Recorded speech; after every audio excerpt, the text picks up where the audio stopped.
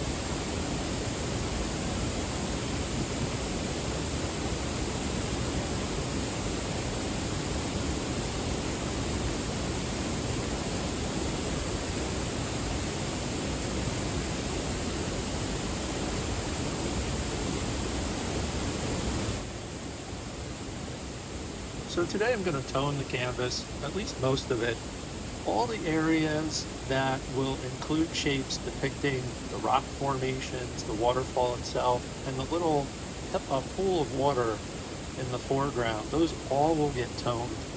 And I will use slightly warmer colors to tone the canvas. Lately I've been experimenting with the use of transparent orange oxide as a way of toning my canvas, sometimes combined with other colors like yellow ochre, burnt sienna, and so forth. And today I'm going to use that transparent orange oxide here to block in a toning of the canvas that corresponds to the shapes that will comprise the rock formations that the waterfall is spilling over.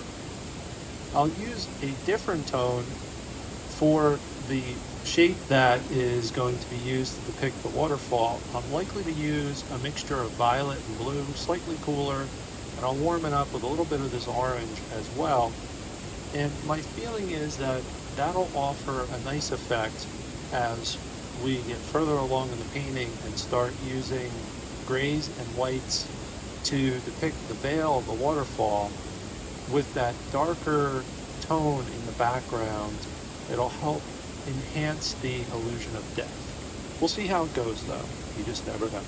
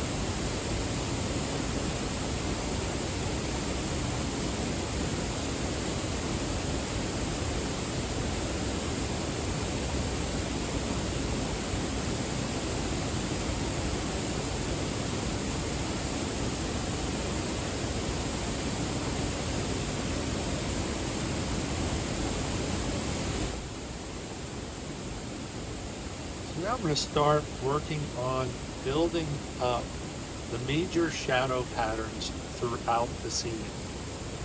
This may be the single most important step in the process because it ultimately will define the structure of the painting. So I'm going to take my time and map out the major shadow patterns that I see throughout the rock formations, within the waterfall veil, in the foreground where the rocks are actually poking through the surface of the water, and even in the background where there's some evidence of darker shadows within and amongst the foliage and particularly amongst the tree trunks.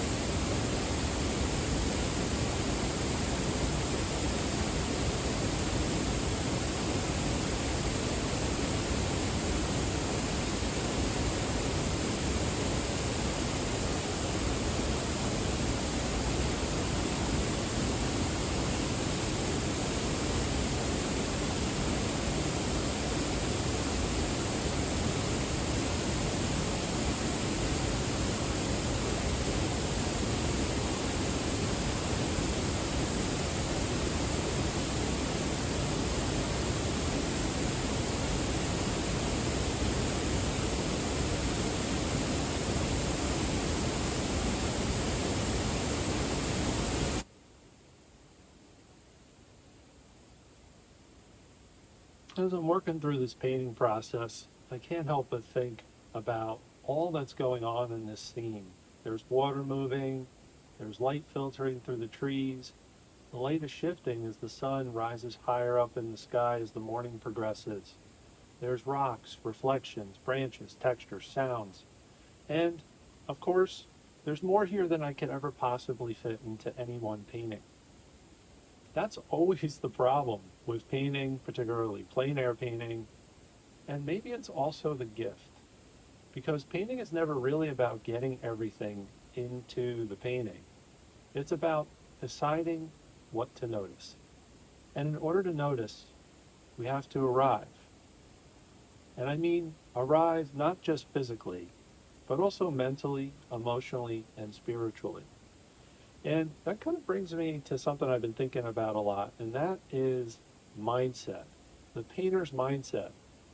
Because you can carry your easel into the woods while your mind is still sitting at your desk. You can stand beside a beautiful scene like this with a waterfall while replaying an argument or a recent disappointment. You can be surrounded by extraordinary beauty while thinking about your unfinished to-do list, your responsibilities, your anxieties, and all the things that are waiting for you when you return back to the office or return home. And sometimes as working artists, this is exactly what we bring with us into the field or up to the easel within our studio.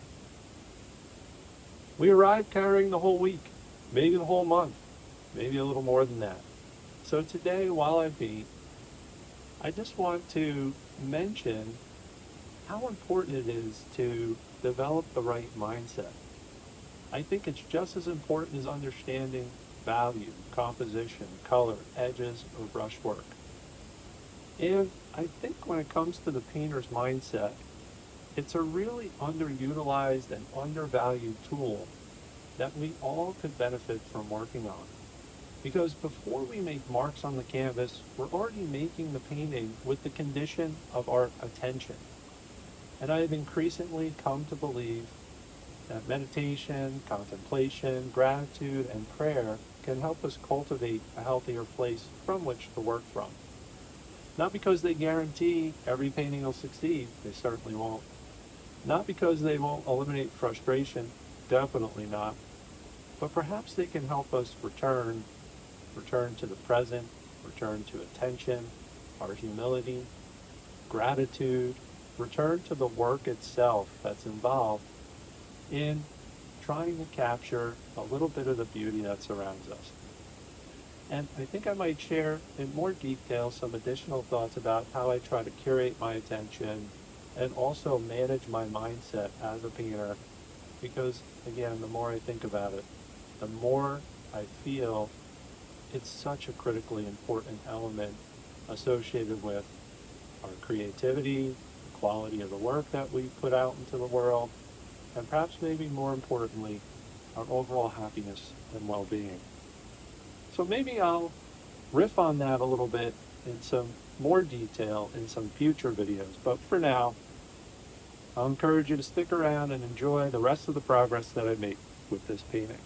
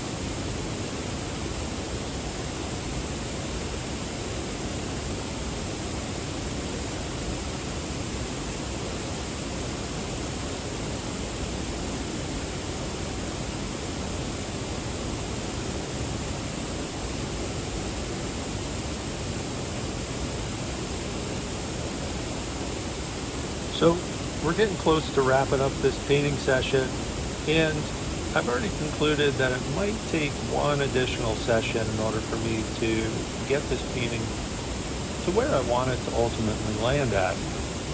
Now, I might change my mind, and that's fine too. There's a lot of things related to this painting that I've really enjoyed. Obviously, the scene is just an amazing scene, but in addition to that, the process of creating this painting has been very, very rewarding. There's passages of thick, thick paint, a lot of texture, and there's some things that I've done fairly well when it comes to capturing the essence of the scene in an impressionistic style, which is typically my goal. I've worked to incorporate some of the interesting light effects, like that little golden reflection that I just laid into the water, and then I'm going to add up into the rock structures, the rock formations as well. The light has shifted quite a bit, and it's given me this wonderful opportunity to make this painting a little bit more interesting. Now, there's some danger in chasing the light like this. However, if you set guardrails for yourself so you don't continuously chase the light, and you do so opportunistically, it can actually help elevate the painting, and my hope is that that's what will happen here today. So in the coming minutes, I will wrap up this painting. I do appreciate you checking out this video and coming along with me on this plein air adventure here in the Poconos. Check out the show notes here to view some information regarding some of the workshops that I run. If you're interested in coming out painting with me, we have a nice AirBnb workshop. We call it the Pocono Plein Air Adventure Workshop. And you can join me if you wish to out here on the trail or next to a stream or a waterfall like we're painting out here today. Thanks again. If you're inclined to do so, give this video a like. And if you haven't done so already, please subscribe to the channel. It helps us get the word out. And we do appreciate that very, very much. Thanks again. Be well. Have a great day.